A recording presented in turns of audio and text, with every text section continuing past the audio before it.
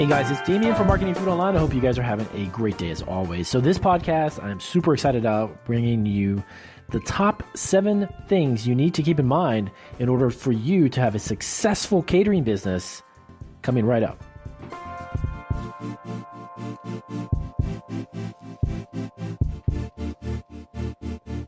All right, guys, so let's get it started with our podcast. I'm going to get into the seven things that are super important when it comes to getting a catering business up and running, and of course, getting your initial catering event as far as a quote's concerned, and marketing your skills, and getting with the client on exactly what they're looking for, and how do you deliver that, and then what exactly would you need to do as far as giving them a price quote, and how does all that work? So if you're looking to start a catering business, which I highly recommend you do, if that is something that you are looking to do, delve into it, listen to as many podcasts as you can, look online for as much information, watch as many YouTube videos from successful caterers, and read books.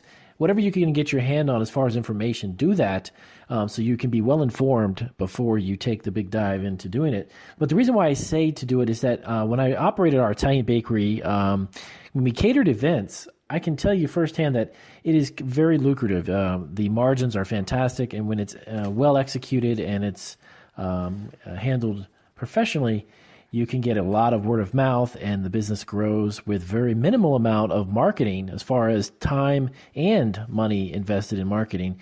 Word of mouth is a great thing, especially when you're in the catering business, even in this day and age when you've got a lot of social media sites and you've got a lot of marketing capabilities online.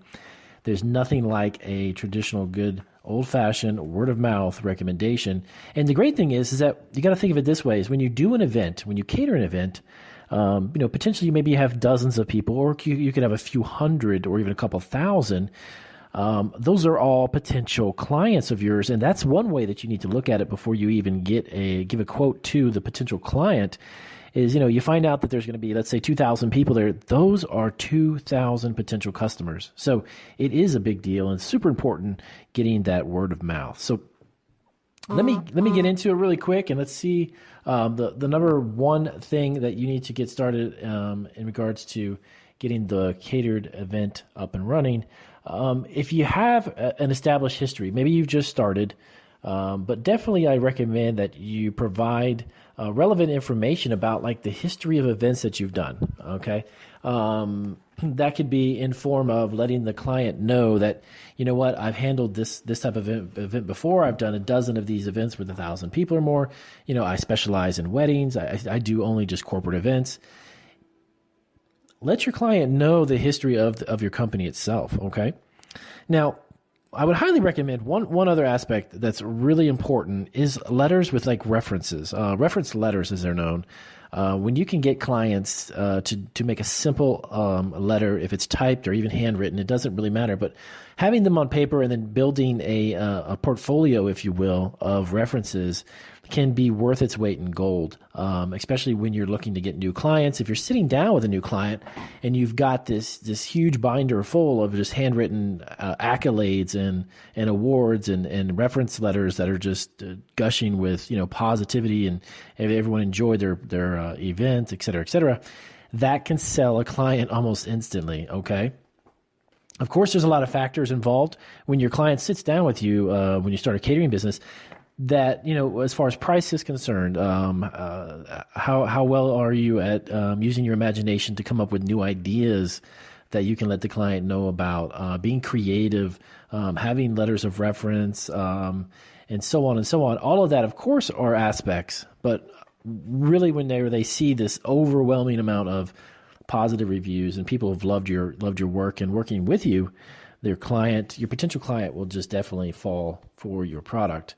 So the next thing up is what's known as a write-up. And this is actually something, if you're in a newspaper, possibly even a magazine that's done a featured article about your business, those are valuable tools to selling your service when it comes to getting new clients. And when you've been featured like that, specifically more so being online on a website, being featured, or if you're on a news show, that's one thing, but it's better if you've got something like a magazine article or something you can clip out that you can, again, flip through a binder and your client can see where you've been featured. So the next thing up is going to be additional services. Now, if you're in a catering business and you specifically you handle the food aspects of it, but you subcontract or maybe you contract out with like a florist or maybe a certain type of service, maybe for dancing. You have a crew that comes in and teaches a dance lesson or different services above and beyond the food that you're preparing. If you want to work with other companies and help promote them and then offering that through your catering business, of course, you were doing the food aspect of it, but working with other businesses is a big plus. Okay, offering those services can increase the overall decision making, really, when it comes to your client looking for additional services. So, next up is going to be explaining, kind of spelling out for your client what are the services that you're going to provide with your food business, okay? More or less a description of the services, okay? Let them know exactly what you are going to bring to the table, okay? And if the client's looking for something particular, then, you have the capabilities to deliver on that, spell that out for them, let them know, you know what, doing this, and this, or X, Y, and Z, we can definitely take care of that. That's something that we've done before. Or if you're discussing this with a client and you realize that, you know what, this is just this particular thing, in particular the service, this is not something that we do, but we do this. And then you explain that. Being upfront with the client and letting them know what you can and cannot do is definitely always a plus. Okay. So now when you give the proposal to the client, giving the cost estimates, make sure that you've really thoroughly searched this out, you've researched it, and you know your costs, okay? You need to know them like the back of your hand because you don't want any unexpected expenses to come into play that ends up eating into your bottom line, okay? Make sure that the specific event that you're going to cater, that you've kind of spelled out, you know what, this is what it's going to cost me. This is what it's going to run. If you're renting something, you got to know what's the rental per hour. And maybe you're renting equipment. You need to know exactly what it's costing you so you can equate that and add that into your quote that you're going to give your client. Make sure that you're aware of that too. And then the last thing, it's actually known in the catering business as a term of validity. Okay, this is kind of like an expiration date, if you will, for your quotes.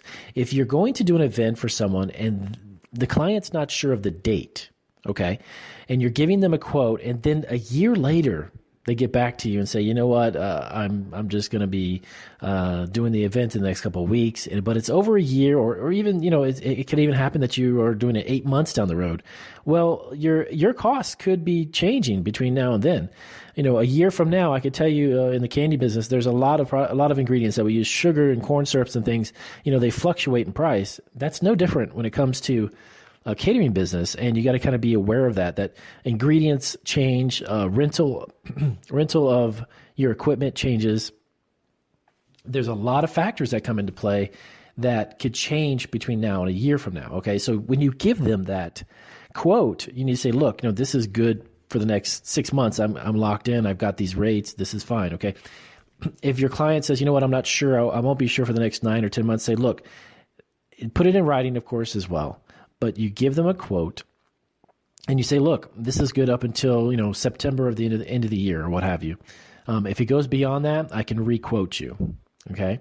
Because you don't want to be stuck renting some utensils or equipment, food prep equipment, or even some equipment that you're using for your presentation, and it's costing you double. And by the time your client makes a decision, it's going to eat into your bottom line. So make sure that it's got, in a sense, kind of an expiration date on the quote, and tell them, look, this is good up until this period of time. If you want to go past it, that's perfectly fine, but I'll re-quote you. Okay, because you don't want that to happen. You don't want that to be an issue. And then, a week or two before the event, now you're trying to scramble to find out what's going on with the prices because your prices have gone up. Okay. So kind of, again, spell out for your customer what it is what you're going to bring to the table. Tell them what you can do. Let them see what you've already done. Okay.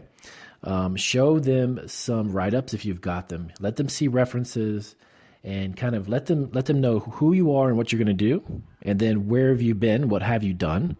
And then what you can do for them. And by spelling all this out, it's going to make the process a lot less stressful. I can tell you catering events can sometimes be kind of a walking on eggshells type of thing because of the fast pace of it, if it happens to be that way, or the last minute changes, or just things that pop up. And that's kind of that's life in general, of course. It's just things happen. So try to spell out as much as you can, get it on paper, and you should be good to go. So there's 7 tips really quick. The podcast, I'll keep it short and sweet as always and to the point. I hope this helped you out understanding, again, some other aspects of catering business and just keeping these things in mind. You can check us out at marketingfoodonline.com. And if you're watching us now on YouTube, I hope that you guys have any questions. You can let me know down below. Let me know in the description. I'll put some information also for catering references and resources, things that you can take a look at as well. So with that being said, I'll wrap up this podcast. And I thank you guys for taking the time to check us out. And